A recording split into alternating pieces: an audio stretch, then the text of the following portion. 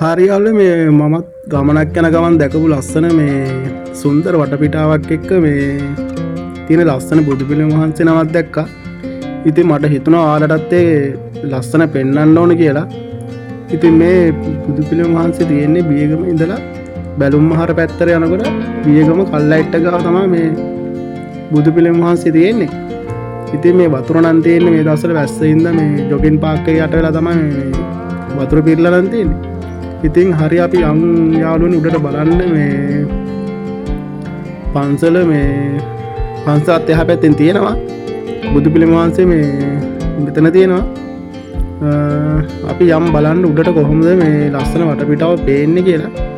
ඉතින් මට හිතුණා මේ ඔයාලට මේක පෙන්වන්න ඕන කියලා. ඉතින් ස්වභාව ධර්මයෙන් ඉතින් මාපු ලස්සන මේ දර්ශනයක් ඉතින් මේක උඩට ගියපුවම ඉතින් පේන්නේ යාළුවනේ මේ වගේ තමයි ඉතින් මේ යට වෙලා තිබ්බේ මේ ඔක්කොම යට වෙලා තිබ්බේ ඉතින් බියගම පැත්තේ ඉන්න කට්ටිය නම් දන්නවා ඉතින් කොහොමද තිබ්බේ කියලා. ඉතින් දැන් නම් වතුර බැහැගෙන ගිය යන ගමන් තියෙන්නේ. කොටින් තා සාමාන්‍යයෙන් වතුර තියෙනවා මේ පාක් එක හරිය මේ ඉතුරු වෙලා.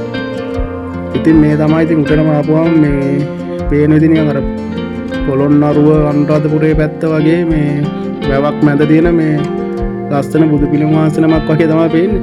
ඉතින් ඇත්තට මේ දවස්වල ඉතින් ඔයාලා මේ බැලුම්මාර ඉඳලා කඩුවල පැත්තට යන කෙනෙක් නම් බියගම කල්ලයිට් එක ගාවින් මේ බුදු පිළිම වහන්සේ බලන්න පුළුවන්.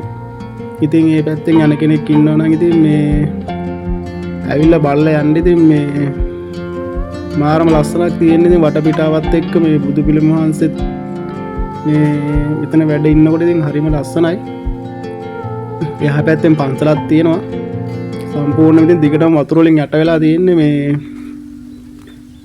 මේ පැත්ත හිටපු කට්ටිය නම් දැක්කා ඉතින් මේ කොහොමද යට වෙලා තිබ්බේ කියලා. ඉතින් දැන් නම් ඉතින් මේ වතුර බැහැගෙන යන ගමන් තියෙන්නේ.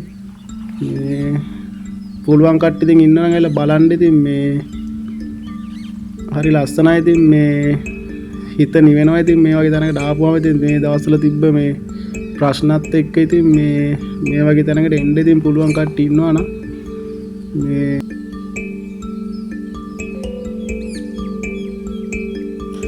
ඉතින් බැලුම්මහර ඉඳලා මේ කඩුවල පැත්තට යන කට්ටියත් කඩුවල පැත්තේ ඉඳලා බැලුම්මහර පැත්තට යන කට්ටිය අනිවාර්යෙන් මේ පුළුවන් නම් ඉතින් මේ පන්සලට ගිහිල්ලා යන්න.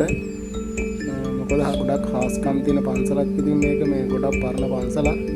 ඔය ගොඩක් දුර යන වාහනයෙන් නතර කරලා ඉතින් පන්ටුවක් එහෙම දාලා ආශිර්වාද ලබාගෙන යන්නේ. ඉතින් ඔයාලටත් පුළුවන් නම් ඉතින් මේ මෙතනින් පන්සල ගාවින් යන කට්ටිය ඉන්නවනම් ඇවිල්ලා ඉතින් මේ ආශිර්වාදත් ලබාගෙන යන්න. ඉතින් ඇත්තටම ගොඩක් වටිනවා ඉතින් මේ පිට. ඉතින් පුළුවන් කට්ටිය ඇවිත් එන්න. ඇවිත් බලලා ඉතින් ආශිර්වාද ලබා ගන්න. ඉතින් යාළුවනේ ඔයාලට ගොඩක් ස්තුතියි වීඩියෝ බලුවට. එහෙනම් අපි මේ වගේ වීඩියෝ එකකින් ආයෙ හමු වෙමු. උදේම ඔයාලට දුස්සන්නයි.